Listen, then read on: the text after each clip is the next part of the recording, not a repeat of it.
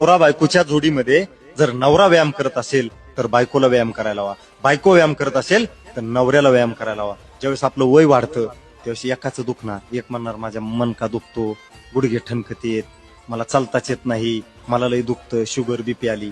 असं जर झालं तरी एकाचं जरी निरोगी शरीर असलं तरी दुसऱ्याच्या आयुष्यातील आनंद कमी होतो दादांनो. म्हणून दोघांनी सोबत व्यायाम करा, आरोग्य जपा. मुलगी जावयाच्या घरी, मुलगा सुनाच्या घरी, सुनाच्या ताब्यात जोडीच राहत असते. म्हणून निरोगी जागा, आनंदी जागा.